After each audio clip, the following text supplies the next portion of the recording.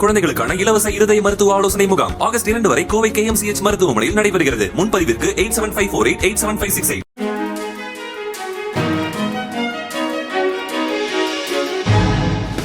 தட்டை, சீடை, முறுக்கு, ரிப்பன் போகடா, அதிரசம் என்ன வேணாலும் செய்யுங்க. ஒரே ஒரு 5 லிட்டர் இதய மந்த்ரா கடல் எண்ணெய் பேக் ஒரு மாசம் முழுசுக்கும் அத்தனை சமையலும் முடிச்சு விடலாம். இதய மந்த்ரா. ஒருங்கிணைந்த ஆந்திராவில் இருந்து தெலங்கானா என்ற தனி மாநிலம் கோரி போராட்டம் நடத்தியவர்களில் முக்கியமானவர் சந்திரசேகர ராவ். தெலங்கானா தனி மாநிலமாக உருவான பின் நடந்த முதல் சட்டசபை தேர்தலில் வென்று ஆட்சியை பிடித்தவரும் அவரே. தொடர்ந்து இருமுறை வென்று ஆட்சியில் இருந்த அவர் 2023 நடந்த சட்டசபை தேர்தலில் காங்கிரசிடம் தோல்வியடைந்தார். இதையடுத்து ரேவந்த் ரெட்டி முதல்வரானார். தெலங்கானாவில் பிரதான எதிர்க்கட்சியாக அவரது பாரத் ராஷ்டிர சமிதி உள்ளது. இந்நிலையில் சந்திரசேகர ராவ் மகள் கவிதா பாரதிய ஜனதாவை நேரடியாக விமர்சிப்பதில்லை என வெளிப்படையாக தெரிவித்திருந்தார். இதனால் கட்சிக்குள் உட்கட்சி பூசல் வெடித்தது. இந்நிலையில் பாரதிய ஜனதா மூத்த தலைவரும் அக்கட்சியின் லோக்சபா எம்பியுமான ரமேஷ் புது குண்டை போட்டுள்ளார். அதாவது பாரதிய ஜனதாவுடன் பாரத் ராஷ்டிர சமிதியை இணைக்க சந்திரசேகர ராவ் விரும்பினார் என அவர் அளித்த பேட்டிதான் தெலுங்கானா அரசியலில் தற்போது ஹாட் டாபிக்காக உள்ளது. ஆந்திர முதல்வர் சந்திரபாபு நாயுடுவின் தெலுங்கு தேசத்தில் இருந்த ரமேஷ் 2019 தேர்தல் தோல்விக்கு பின் பாரதிய ஜனதாவில் இணைந்தார். கடந்த லோக்சபா தேர்தலில் அனகப்பள்ளி தொகுதியில் போட்டியிட்டு அவர் வென்றார்.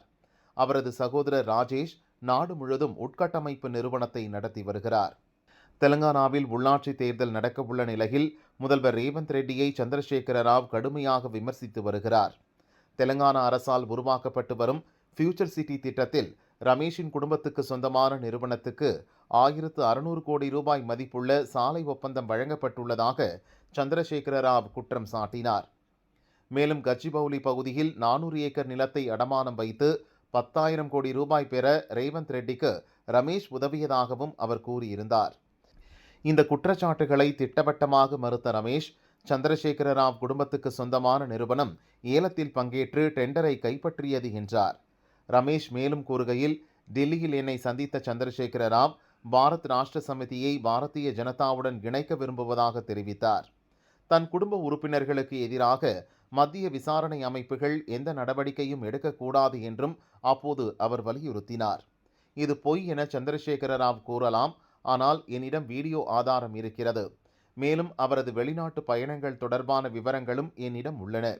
தேவைப்பட்டால் சிபிஐயிடம் அளித்து விசாரணை நடத்த சொல்வேன் என்றார். இதை வலுப்படுத்தும் வகையில் தெலங்கானா பாரதிய ஜனதாவைச் சேர்ந்த மத்திய இணையமைச்சர் பண்டி சஞ்சய் குமாரும் பாரதிய ஜனதாவுடன் பாரத் ராஷ்டிர சமிதியை சந்திரசேகர ராவ் இணைக்க விரும்பியதாக குறிப்பிட்டார். இந்த விவகாரம் தெலங்கானா அரசியலில் புயலை கிளப்பி உள்ளது. ஏற்கனவே உட்கட்சி மோதலால் பாரத் ராஷ்டிர சமிதி திணறி வரும் நிலையில் இந்த பிரச்சனையை எப்படி எதிர்கொள்ளப் போகிறது என்ற எதிர்பார்ப்பு ஏற்பட்டுள்ளது.